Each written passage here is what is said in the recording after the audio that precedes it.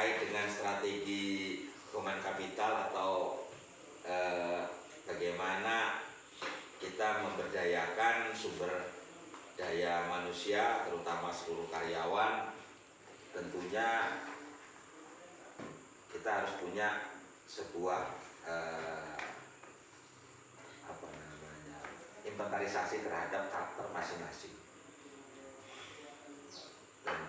Dimulai dari saya ke bapak-bapak sekalian, saya mengenali masing-masing karakter, saya mengenali kekuatan kelemahan.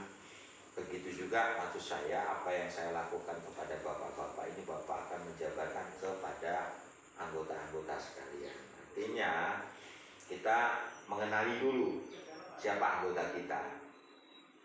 Dengan dikenali akan melihat, oh, kompetensinya paling menonjol di bidang apa, kelemahan dia di bidang apa. Nah, tentunya secara berjenjang, apabila ini dilaksanakan, kita yakin setiap melakukan perubahan atau melakukan penggerakan terhadap sumber daya tersebut, harapannya akan dapat kita gerakkan dengan mudah. Tapi apabila tidak bisa kita mengenali karakter mereka, keunggulan mereka, kelemahan mereka, kita jangan harap bisa menggerakkan mereka sesuai dengan harapan yang kita inginkan.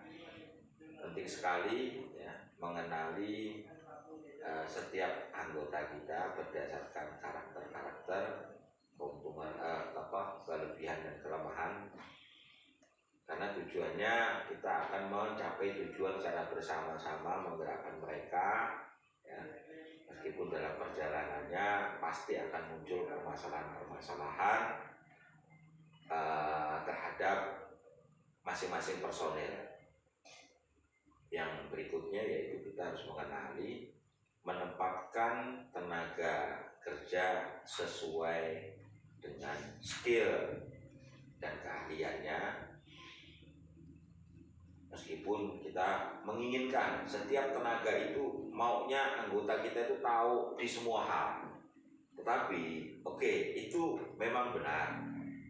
Kita juga harus memberikan pembelajaran kepada mereka terhadap informasi-informasi yang memang selama ini mereka tidak tahu, tetapi tetap berpegangan kepada skill yang mereka punya. Artinya bakat mereka apa, tapi untuk hal-hal lain yang sifatnya informasi itu tetap wajib kita sampaikan ya. Kita transparan ya, sebatas yang memang bisa kita sampaikan, yang memang sudah terukur semuanya, apa hal-hal apa yang disampaikan, apa yang tidak perlu disampaikan ya. Nanti insya Allah dalam perjalanannya, apabila pemetaannya seperti itu, kita tidak akan kesulitan lagi dalam menjalankan sebuah program, dan kendala-kendala yang akan kita hadapi akan bisa kita carikan jalan keluarnya. Jadi kuncinya strategi dalam mengoptimalkan dari kompetensi sumber daya manusia di bidang kita masing-masing, di anggota kita masing-masing, termasuk bagaimana kita memberikan kesempatan mereka untuk mengembangkan karir ya. Terutama kawan-kawan asisten upskilling, seperti yang sudah saya sampaikan, pelatihan apapun kalian sekarang sudah tidak ada itu yang namanya dibatas-batasi. Bahkan saya juga sependapat memberikan sebuah ruang untuk kawan-kawan melalui program-program di dalam kebun ya. Kalau pelatihan mungkin yang dari direksi sudah ada. Nah, salah satunya kita mengembangkan sebuah penambahan wawasan. Sering saya libatkan di dalam UKK ya.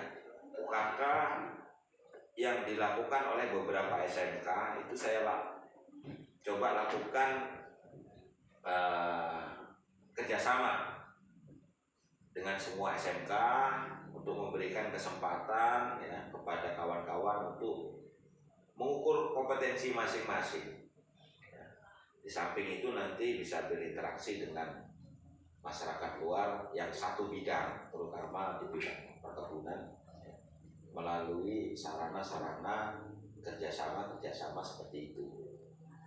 Jadi kawan-kawan nanti contoh ini akan dilakukan UKK, ya. Sudah saya tunjuk, oh SMK ini nanti dari Agrik ini, SMK ini dari ini. Jadi masing-masing nanti punya tugas, ya.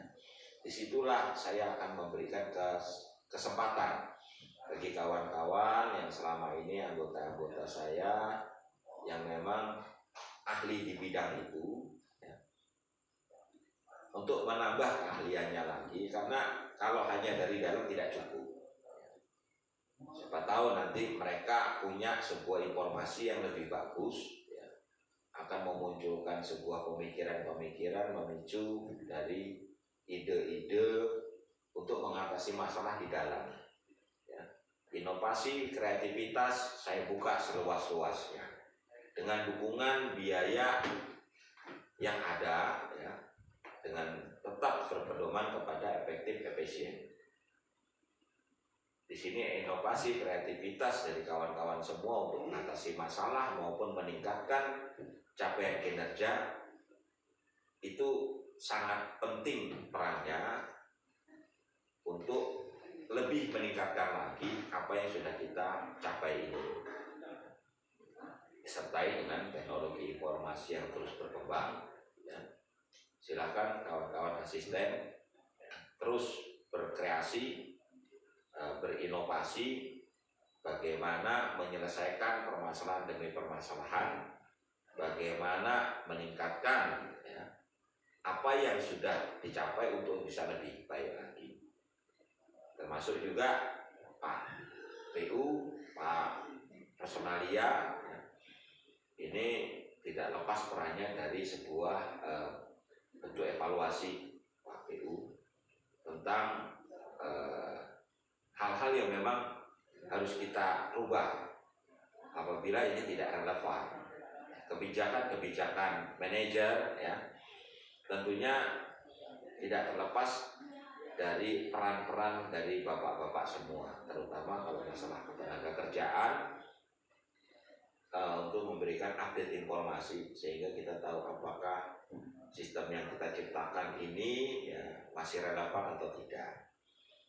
Termasuk nanti di pemberdayaan masing-masing, karena kemarin saya sudah coba evaluasi, ya, tenaga-tenaga kita itu ternyata untuk regenerasinya masih belum terencanakan. Dengan seiring banyaknya yang pensiun, kita akan dapat tenaga pengganti dari mana, bagaimana caranya, apakah dari kebun lain, apakah boleh rekrut. Nah ini tolong nanti kasih masukan saya, karena cepat atau lambat itu sudah terjadwal. Orang-orang yang pensiun bahkan di tahun 2023 ini sudah mulai banyak. Jangan sampai nanti pada saat waktunya ini kita tidak punya SDM pengganti, ya, terutama, ya, yang sifatnya vital, ya, kerani-kerani SAP, ya, kerani BKM dan lain-lain. Untuk saat ini mungkin yang perlu diantisipasi di kebun, ya. Kalau kerani-kerani yang ada di sini masih banyak yang muda-muda, akan terus kita ikutkan dalam pelatihan yang program mengajar itu, ya, itu ternyata juga menyentuh sampai dengan karyawan pelaksana sekarang, bukan hanya asisten Agrik. Manfaatkan dengan baik program itu, libatkan semua, bahkan sarana-sarana yang harus kita dukung, umpamanya mulai tempatnya bisa ngumpul di kantor sentral ini, ya monggo, nanti segala bentuk konsumsinya kita penuhi, yang penting mereka bisa mengikuti itu. Nah kawan-kawan di Agri juga sambil membuat sebuah penunjukan rencana. Kalau mandor 1, ini rata-rata mandor 1 kita tua semua nih, ya. Paling tidak sekarang sudah menetapkan, oh gantinya nanti si ini, ya.